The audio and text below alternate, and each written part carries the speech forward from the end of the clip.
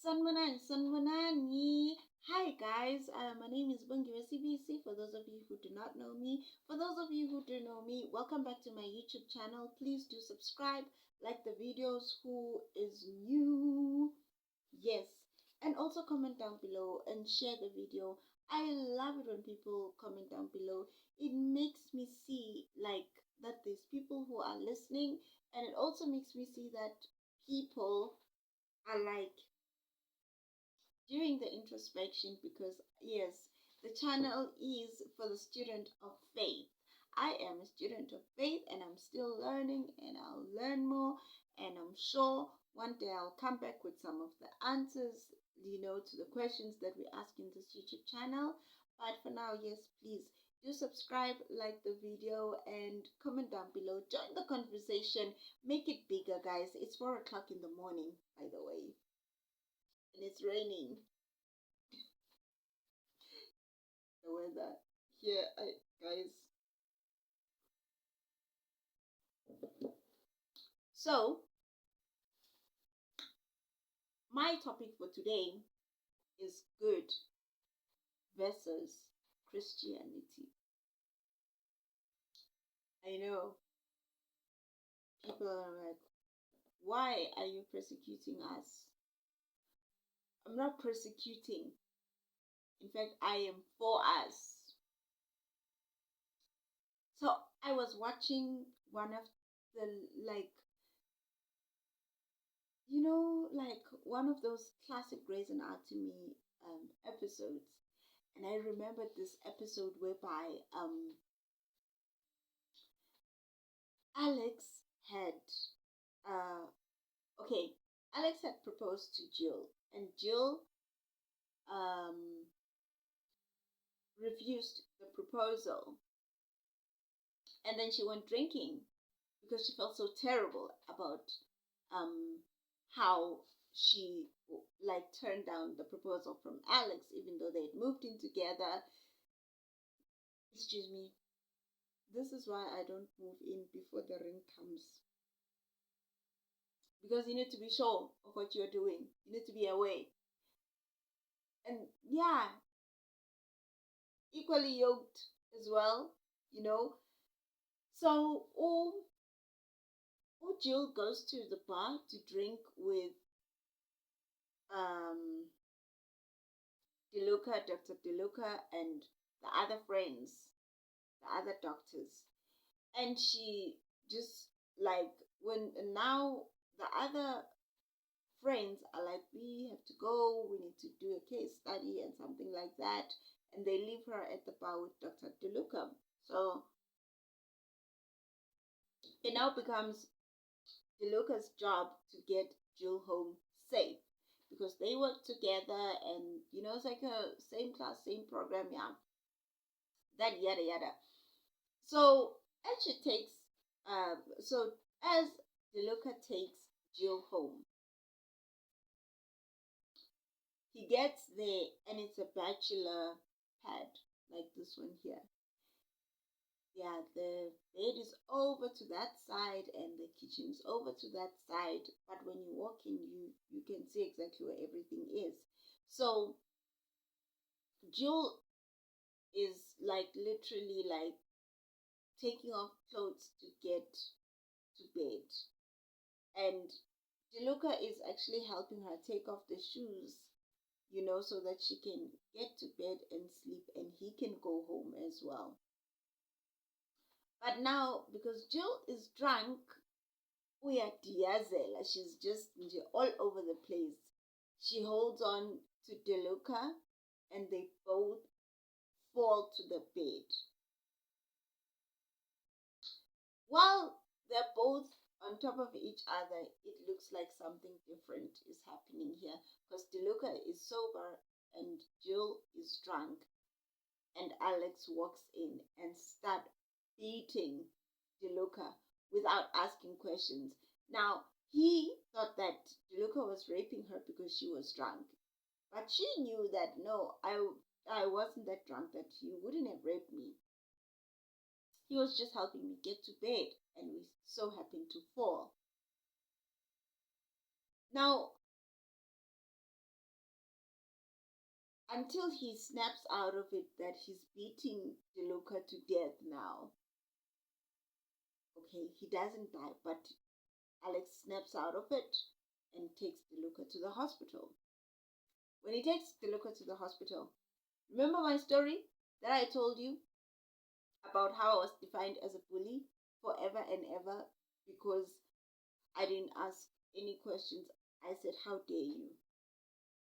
And I charged to that girl. Yes, same story here. So now when he's getting the full story, that no, actually he came home to help me get to bed safely and then he could go home.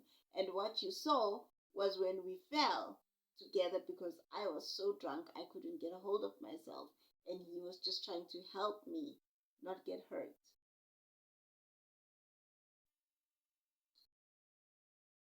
Now, there are two sides over here. There are people over here who know for sure that Alex is a good person, and one of those people is Meredith Grey. And Meredith Grey is a ride or die. She's the type who does not see things black and white. She's the type who is literally like her surname. She sees a gray area in everything. Meredith Grey sees a gray area in everything. She believes that not everything is as simple as people see it. So she goes around and she finds out the whole story of what happened. She saw everything on the floor, the evidence of what really happened. They had a fight. And then now Jill is sober enough to tell Meredith Grey what happened. So now Alex realizes that I just beat a guy almost to death who was not raping her or taking advantage of her.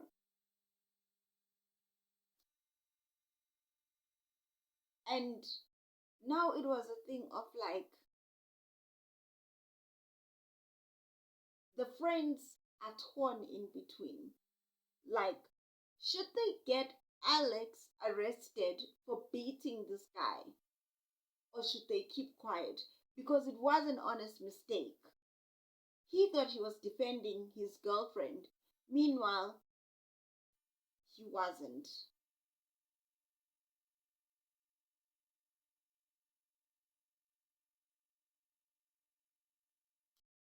Now it brings me back to this.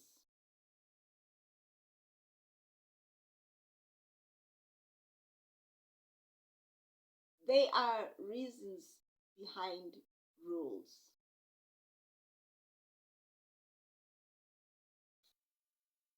And when those people were torn in between, it's because they were rules versus good. The person that they wanted to get arrested was a good person, and they knew that this person was a good person. But then now the law has to take charge, and he would have to prove himself to the court of law that he is a good person.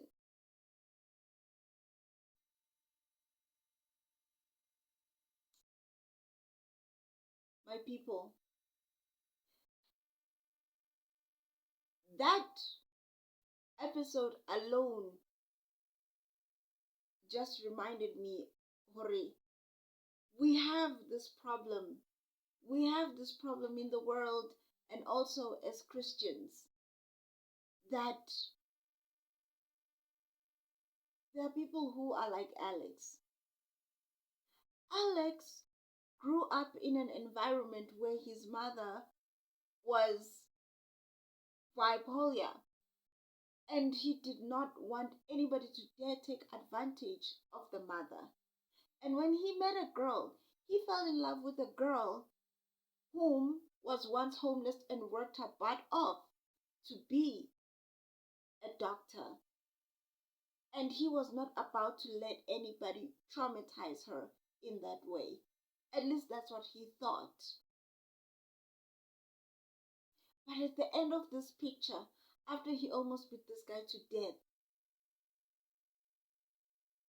the picture says he's an ugly man.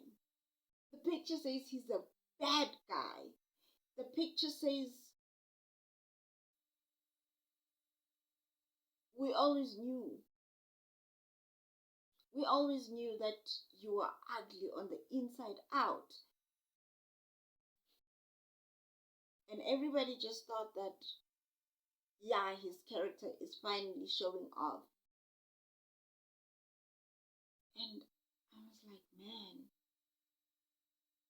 we've got this problem in the world and in Christianity that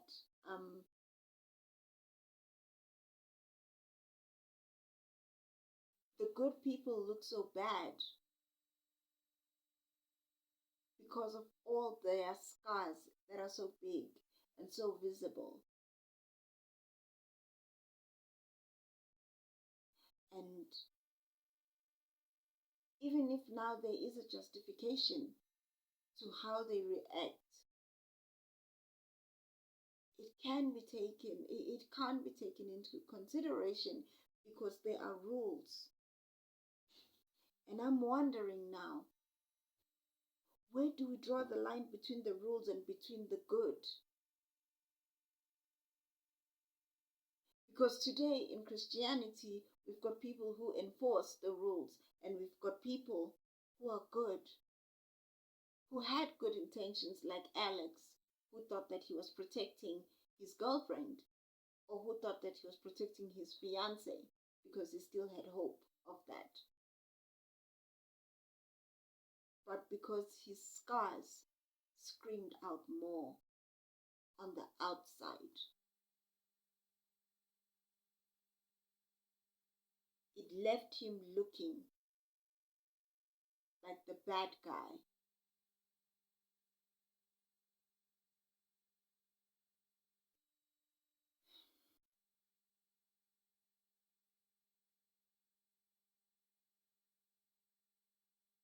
And what we don't understand is that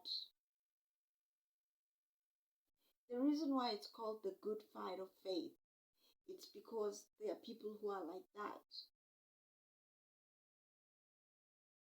They want always nice, poised, and fresh. They fought the good fight, and that's where all those scars come from. But that does not remove that they had good intention. It leaves me wondering and asking, is this what God meant when he said, not all who say Father, Father, or not all who say Abba, Abba, will be called by my name, or will enter the heavens, or will enter into his kingdom? Because there are really good people out there. There are really good people out there.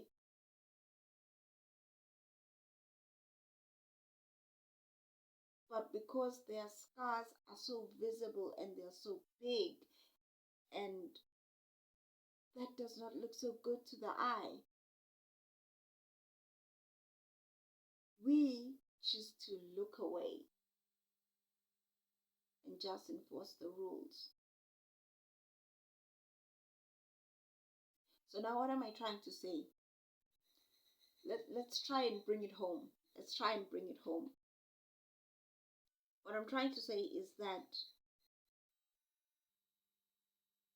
don't just teach rules, but build character. Whether you're a parent, whether you're a teacher, whether you're a pastor, whether you're a political leader,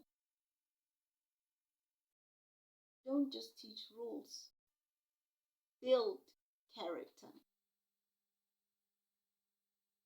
Because we'd have less people with such big scars and such visible ones that they cannot hide them.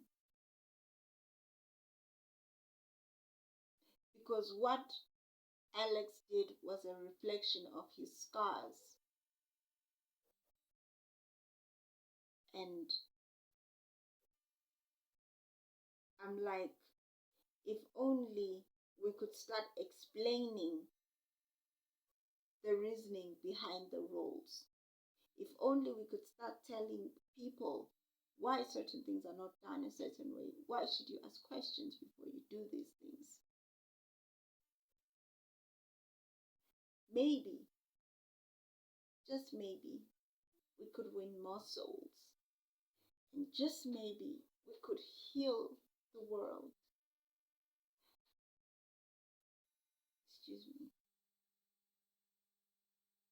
And just maybe we will finally taste the goodness of God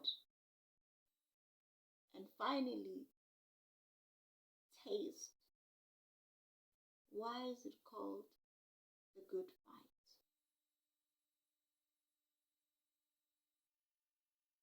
So tell me what you think. Where do you draw the line between the good and Christianity? Because I tell you, and I kid you not, there are people out there who are really good but have nothing to do with Christianity. Or at least want nothing to do with Christianity because they are afraid that their scars are so visible that they will not be accepted. Even though they are good, even though they have good intentions, even though they're fighting the good fight of faith.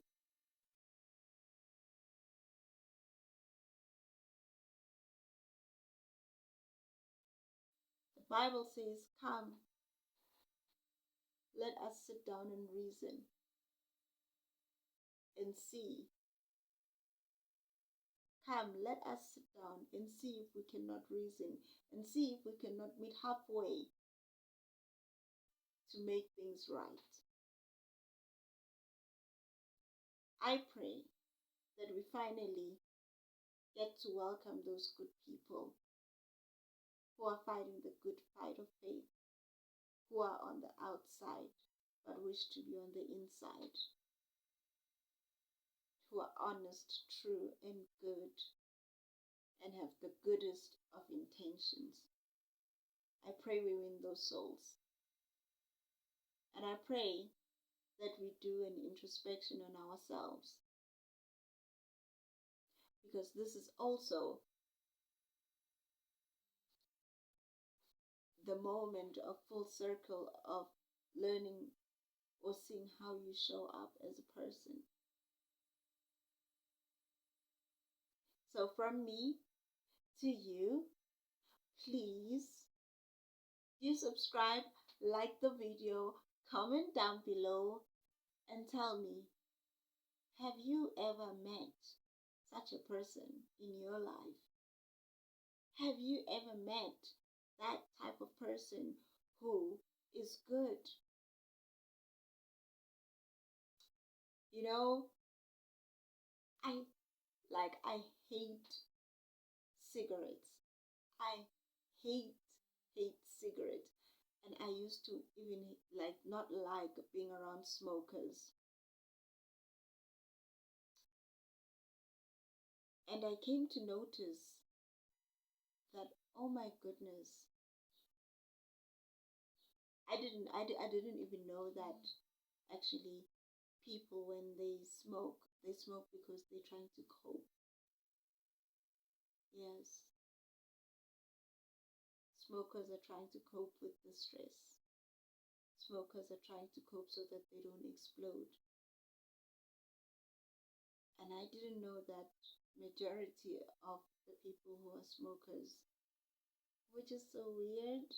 Like, I know it's weird because I'm gonna say it, but majority of them are really good people who are just trying to cope. And here I was thinking the person I would end up with. The definition of good is a non-smoker, non-drinker, you know. And there came this person who smokes. Not that I'm justifying it, but there came this person who smokes and told me the reason that drove him to the point of smoking. And from a distance, when you see that type of a person, you see how visible the scars are. Smoking is one of the biggest definition. It defines you from a distance. Even the smell, it screams bad.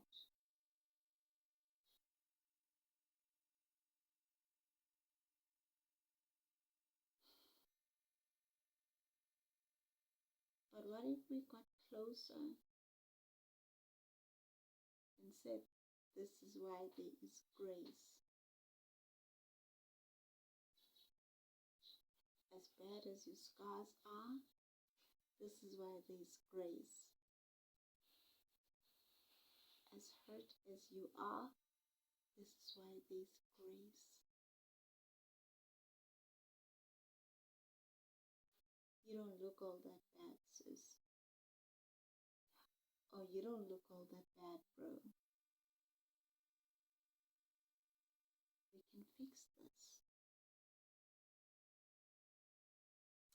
Comment down below if you've ever met a person like this who's got extraordinary goodness, but because the scars are so visible, everybody says they're bad. And you don't know which side to step on. Just like those friends of Alex who didn't know which side to step on. Have you ever felt like that? Tell me if you have. Comment down below, guys. Subscribe, like the video. And I know that the topics I bring, they're too deep sometimes. We're gonna relax though. We're gonna put in some vlogs. But from me to you right now, I love you guys. And yeah, don't forget to subscribe and don't forget to like the video. Click, click, click right now. Like, subscribe, and comment down below because I want to hear your thoughts on this. Good versus Christianity. Are we building character and not just teaching rules? I'd like to hear from you, especially the seasoned generation. Bye.